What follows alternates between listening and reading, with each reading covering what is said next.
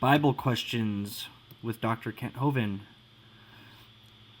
Number 1, do you know why and where the practice of filling the church with dead men's bones came from? 2 examples being Charnel, Austria, and the Chapel of Bones. I mean, do you understand that question? I kind of don't, but I do, yes, sir. Okay. I have spoken in Romania, where they do that, in the Orthodox churches, and in Ukraine, where the what they call the Orthodox churches do that.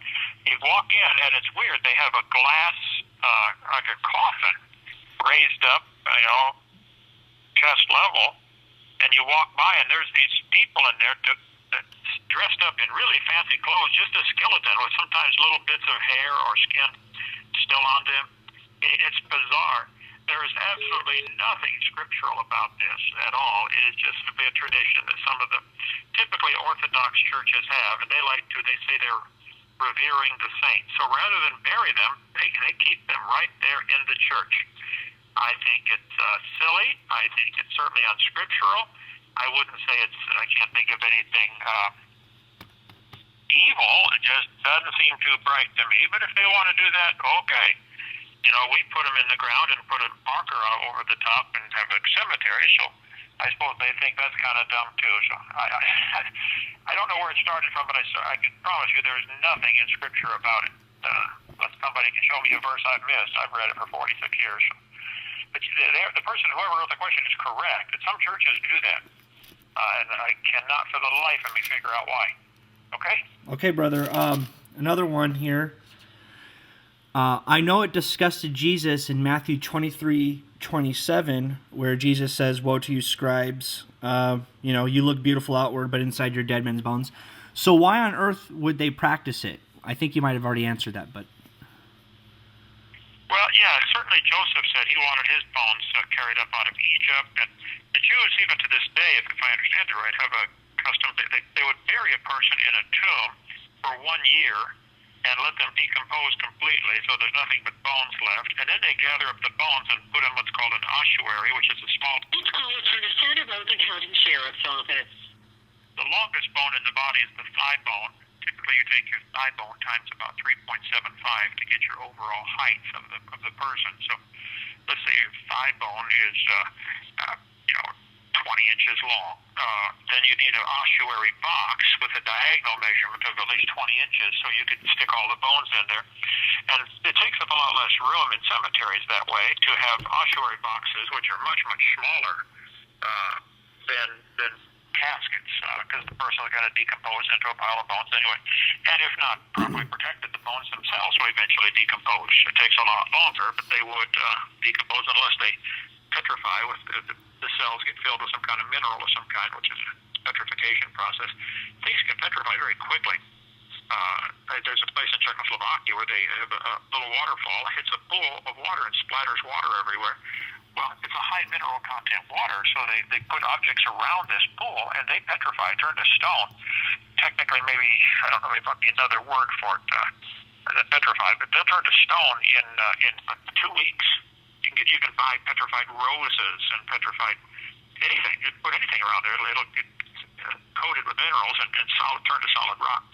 So the Jews, I believe to this day, have the custom of letting graves be used only for a year so they can reuse the tomb over and over again. Jesus was put in the tomb of Joseph of Arimathea probably with that in mind, that he's only going to use it for a year and then take the bones out into an ossuary. Turns out he only used it for 3 days. Praise God. He rose from the dead. Right. But Joseph would have planned to use it himself later when he died. Okay. Also, could the practice be linked to so many missing human fossils remaining from the Great Flood? Well, I think there are so few human fossils found, period, for several reasons. I cover that in my video series on drdino.com. Humans would be the last ones to drown in a flood. They would figure out some way to avoid drowning, being smarter, at least some humans. They would avoid drowning, float on something, a raft, or run to high ground or something. So, when God created the world, it was completely full of animals, full of plants, and only 2 people. 1,600 1,500 years later, when the flood comes, it's still full of plants, still full of animals, and still not full of people. So I think there were less humans to drown in the flood to begin with. They would be smarter, tend to avoid drowning. Plus, I think the evolution teaching has led people to believe that ancient man was small and modern man is huge. And I think it's exactly the opposite. Let's just assume that people before the flood were 8 or 9 or 10 feet tall or 12 feet tall. I don't know. If you find fragments of bones from a 12-foot human, especially a person who's been trained to believe in evolution, he's never going to imagine that it's actually a human. He's going to have to come up with another name for it and call it a giant sloth or a cave bear or something. And with little fragments of bone, it's very difficult to positively identify what it is, and many have been misidentified over the decades. So I think those are 3 reasons why there probably are so few human bones. With all that, though, there still is a pretty significant number of human. Jack Huazo, a dentist from New Jersey, has written a book called it's about the Neanderthal man. I forget the title of it now. But we sell it on the website at drdino.com. Just look for the author, Cuozzo, Cuozzo. He's one of the leading experts on human fossils that are found and what they really mean. It's a creationist perspective book, and I would highly recommend that. Buried Alive, that's the name of it. Buried Alive by Dr. Jack Cuozzo. So I think, though, there's pretty good evidence that there were some really big humans, 10, 12, maybe even 14 feet tall before the flood came. But we'll have to wait and see the video when we get to heaven on that one. Okay? Okay, I just want to interject. She's got some more questions, but there's some theories in creation science circulating that there were dinosaurs that were living on the Earth thousands of years, not millions of years like the evolutionists say, but for a couple thousand years before humans even showed up, and that Satan was with those dinosaurs at that time. I mean, I know it's kind of a silly thing to think of, but that's what some people are talking about. That could you give us your idea on that? Certainly, that view is totally unscriptural and anti-scriptural. If you look at Genesis chapter 1, it's pretty clear God did everything in 6 days, and at the end of that chapter, He said it was very good. So Adam and Eve were not standing on top of layers of dead things. Secondly, in Exodus 20, in the 10 Commandments, verse 11, God said He made everything in heaven and earth in 6 days. So that would mean He made everything, dinosaurs included. The same thing in Exodus 31:17. Also, when you get to Romans chapter 5 and 1 Corinthians 15, the Bible is real clear that man brought death into the world. Nothing died before Adam sinned. And the idea of Satan ruling the planet as a bad guy for a while before Adam came, that's called either the ruin restoration theory or the gap theory. They're both silly, unscriptural, I think flat stupid. If you read my little booklet about the gap theory, I cover all that. But Ezekiel 28 is very clear that Lucifer was in Eden until he sinned. Well, Eden wasn't made till day 6. So how could Lucifer run around as a bad guy before Eden is even made? Right. So it just doesn't fit. You have to really twist the scriptures to get that theory in there. I think it's maybe a sincere attempt by people who think, well, hey, This call is from the Santa Rosa County Sheriff's Office.